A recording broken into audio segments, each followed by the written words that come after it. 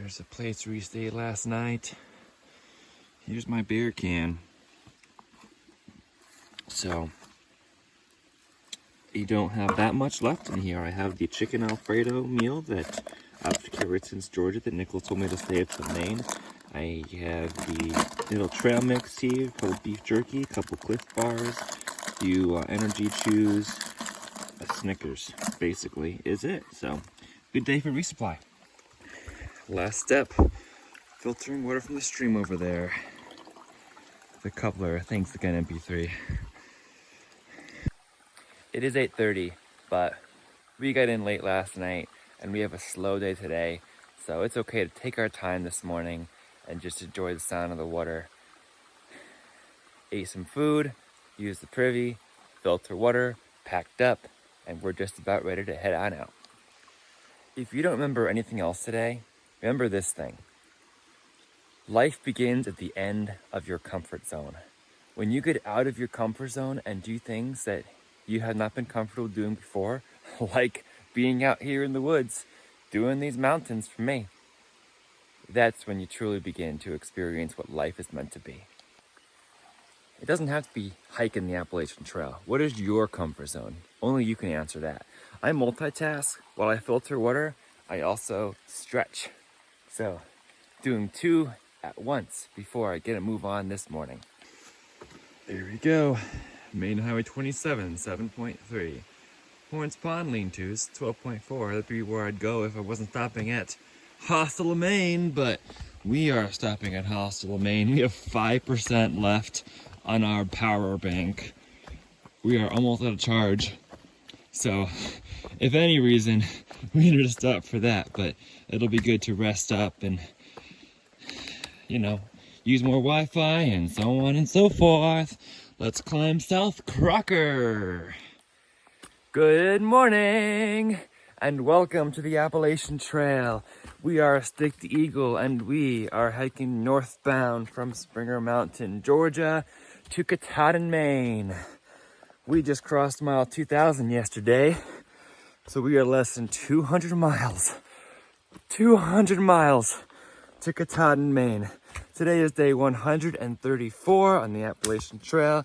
We are doing the Crockers today, South Crocker or North Crocker, then down to Main 27 and into the hostel.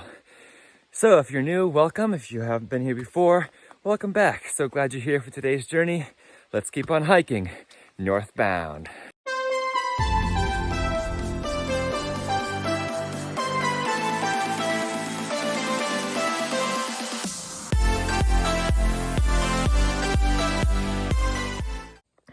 Definitely is steep. Nothing we can't manage. It's not technical, it's just rocky and steep. We keep on going up our pile of rocks, but we have views already. That's the range we were on yesterday with Lone Mountain and then Spalding Mountain. And Sugarloaf, I think, is behind the hill over there. That was a real fast, steep climb. We're already at a potentially fall summit. Isn't that beautiful? Yeah, and there's the range we did yesterday. I came over here. This morning we were somewhere down in those trees. We gotta be going up there. Just one step at a time and make sure to drink water along the way.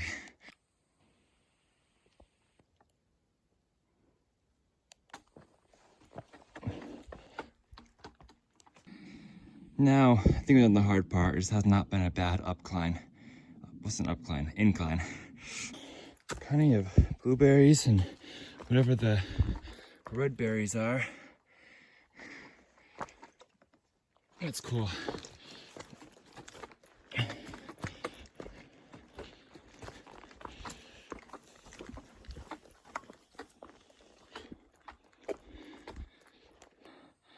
Well, there we go. South Crocker Mountain.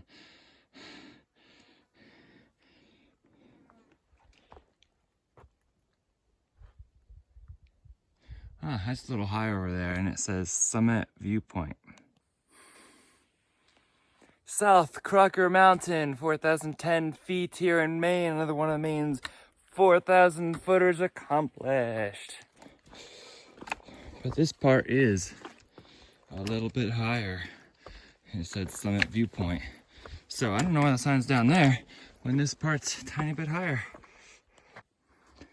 So this rock is the tallest point that I see, so make it official. Well, there is Sugarloaf. Beautiful view. And then the ridge line we walked yesterday, and then Spalding right there, and behind that is Abraham, the tall one there, and Lone Mountain is down there. Awesome ridge line. There's a little view of North Crocker ahead of us there. That's our last climb for the day. Light day today, but the Crockers are no simple, easy task. You have to be careful with all these loose stones, because a lot of times if you're on a steep enough slope, you put your weight on them, they just slide right out from underneath you. There's a lot of loose stones on this path down from South Crocker right now. And yet another southbounder just passed. I'm still seeing at least one southbounder a day. And the hang tag, that's impressive. I think it's late for starting southbound, but if you're prepared for the winter, that's great. And now begins our ascent of North Crocker. There's South Crocker behind us there. So as we continue climbing North Crocker, I passed the section hiker northbound on the way up South Crocker, and then he caught up to me in a downhill and passed him again. It's like, how did you check out that view on South Crocker? It's like, I know that's not in the Appalachian Trail. Why would you do that? Like, it's 50 yards. Let's do it. Makes me feel better about not doing the side quests I didn't do yesterday.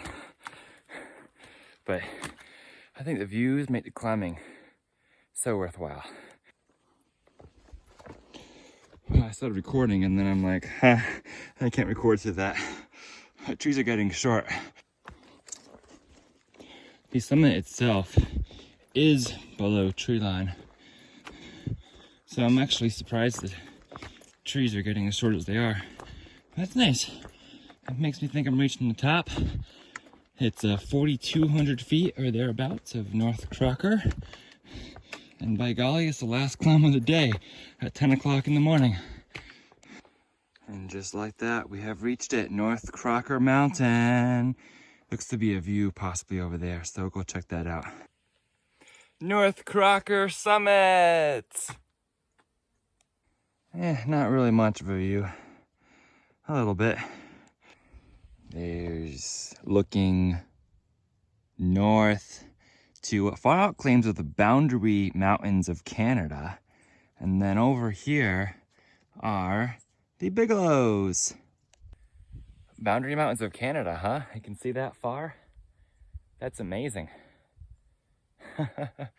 I just met another Sobo hiker, but she's a Sobo of the ECT, the Eastern Continental Trail, which starts in like Newfoundland and goes all the way down to the Florida Trail in the southern tip of Florida. That's impressive. A through-hike Sobo of the ECT this late in the season too. Good luck to her. Another one of far out comments says that this is the long gradual descent you've been waiting for since Vermont. We'll see. Looks pretty good so far. I'm not flying down it because there's still plenty of roots and rocks that we can trip on, but I'll enjoy it. Ow. Just got poked by that tree. Thanks, tree. I'll enjoy a leisurely walk through the woods. Just past another kind fellow heading Sobo, who said he started his through-hike on March 15th of 1974, hiked to Hanover, and then had to get off because of college, and now he's back finishing the final sections. Good for him for finishing his life goal of hiking the whole AT. I think that's wonderful. It's all about the people and the stories you hear on the trail. He was like, "You're so close, you can probably taste it at this point." I'm like, "Yeah, once you pass mile 2000, now I'm starting to taste it. We're getting so close." Almost to the point that I don't want it to be over, but I do before it gets really cold and stormy. So we continue hiking northbound. This is why, even though it's a gradual downhill, you can't just fly down it. So now is when the trail begins to pick up a little bit in terms of being a little bit easier. Still a few rocks here and there, but less rocks and roots, at least at this point in the trail. So you can pick up the pace a little bit. I'm not worried too much about pace, except the only thing is I would like to get to the hostel in Maine and just relax there for the rest of the afternoon. It's about 11:30 now. More time relaxing at the hostel always sounds appealing. What are all these berries? I'm seeing them everywhere on the ground here.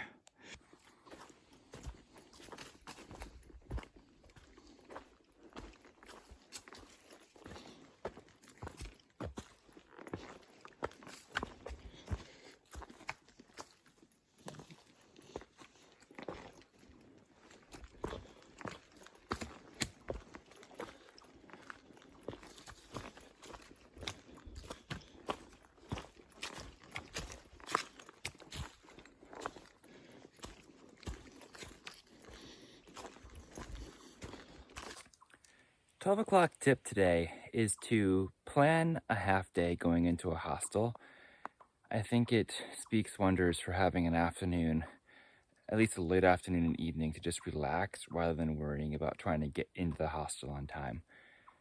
So, I mean, sometimes you can zero, that works too. If you're zeroing the next day, that's acceptable. But for me, when I don't zero a lot and I just want one night in the hostel in order to save on expenses, I can plan to camp a few miles before the road, wherever the hostel is, and then head into the hostel and have most of the day there, only paying for one night. That's a recommendation to any of you who are considering a through hike in the Appalachian Trail where there's plenty of hostels around, or any trail where there's plenty of hostels around, that is, or hotels or whatever. Hi there, snake. Just slithered out of the path and now he's staying still.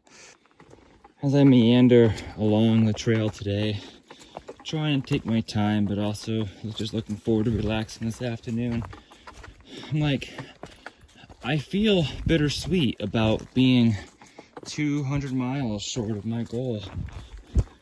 Katad and getting ever closer. As well, I'm excited to accomplish a life dream of mine. I'm also sad at the thought that all of you guys are gonna say congratulations, great job, and then we're gonna be on to watching another person's through hike next year, and I'll be off doing who knows what. I don't know where the adventure leads, where the journey to embrace continues past this. I want to continue to enjoy life and life's journey and embrace every moment that I can. I feel like the best way to embrace life is out here on adventures, doing things you've never done before. And can I afford to continue doing that? Or do I just have to just get a job somewhere, put all into it again, and go back to the old lifestyle where I wasn't excited every single day? I found meaning in what I can do, but this has brought a whole new excitement every single day, and I really don't want that to end. And I love having you all along for the ride too. I'll be watching next year's Thru-Hiker class too, but with a twinge of sadness that I may not be out there. Life is about creating adventures, right? But what if you can't afford to continue creating those adventures for all of your life? You have to pay for those adventures somehow. And just doing YouTube doesn't give enough income to pay for all those adventures I want to do or bring you all along with me. I'd love to keep on hiking, but this hike has been relying on donations and things from family and friends like you. I can't continue to rely on those. I feel like this is living life at its finest. Just waking up in a tent, going hiking through God's creation, and feeling close to God that way. But what I'm really asking right now is, why do we always have to just find a money-making job? Hopefully something that has some fulfillment for us. But in the end, we all need to keep making money and find a way to do that and give our lives for that instead of living life at its finest sometimes. I pray that each of you has a job or something to do, whether you're retired or not, that you find fulfillment in every single day.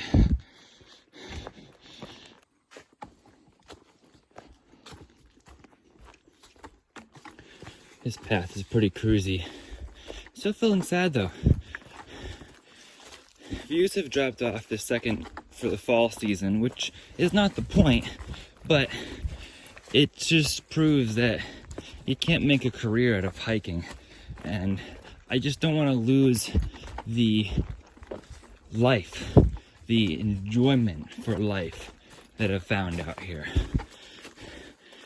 You can't live off $15, $20 a day per video, which has decreased from about 30 or so earlier on in the hike before I got off trail, but can't live off that, can't make a career off of that. I just don't want, I've discovered such happiness out here, such joy, and I don't want to lose that joy ever. Come with me and hike the Appalachian Trail. Come with me and walk along the mountain tops. Let's make camp and let's make some friends. Come find the joy that never ends. See the views, see the plains, embrace the mountain. See the views, feel the rain, embrace the mountain plains. You're watching Stick the Eagle. Embrace your journey and always remember, happy trails. We haven't stopped since Grafton Notch, mile 1930, and now we'll be at mile 2009. We had 13 pounds of food to start out this 7 days ago. Probably have about half a pound left or so. Maybe 3/4 of a pound, but anyway. 2 trail magics in that time. Frizzle and the trail magic at main route 4 definitely helped extend the food supply a little bit. Much, much, much appreciated. Love when the magic happens. It's been a great stretch since Grafton Notch. Probably about 11 miles per day, but a really good weather, really great views. I've really enjoyed this last stretch.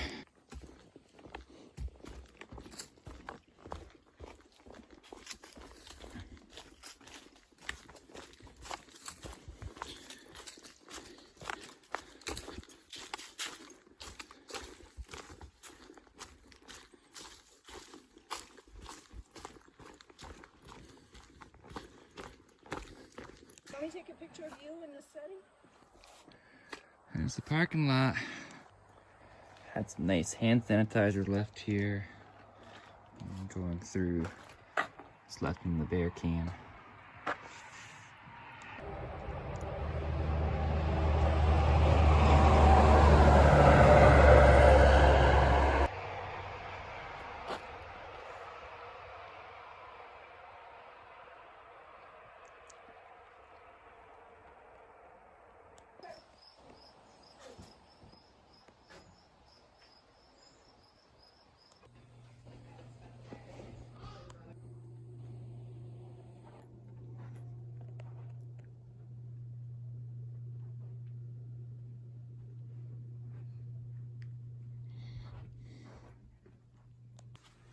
Here's the bunk, and that's how low. 5%.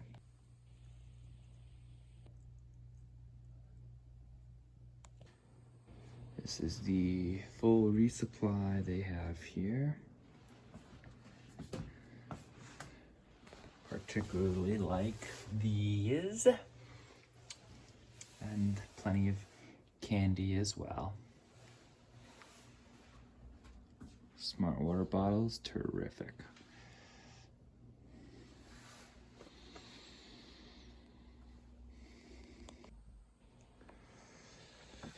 Also have some pro meal bars.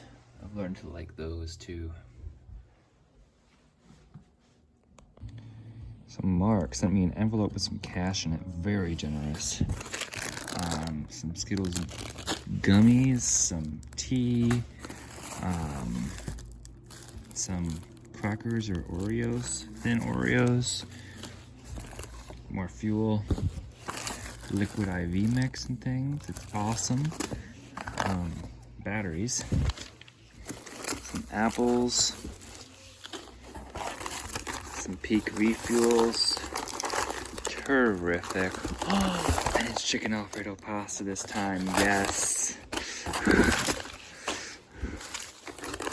Love it. And then there's some Kind bars, some Kind stuff, granola bars, and some trail mix. Thank you very much, Mark, for sending that resupply. It's very, very generous of you. And I have another resupply box that should be getting here anytime. So I'll open that too from my uncle. These Peak refuels are huge and amazing to have on trail. I'm wearing my puffy as I walk around today because it's been kind of damp lately, so I've been trying to dry it out every night and hang it up at the shelters. And I figure by wearing it today, that'll help it finally dry out. It's already feeling dry.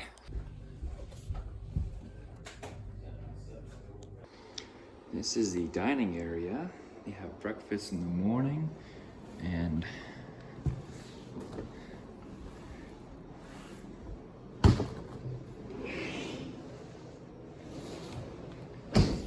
we have pizzas and things for sale in the freezer. This is my beer can completely empty. Now time to, oh, this is the chicken Alfredo that was left, of course, though. This is the assortment of resupply. And I just saw this and almost recycled it until I turned around 2,000 miles. Share a little trick. Take jerky in big bags like this and just put it in a Ziploc bag so that you create less trash while on trail.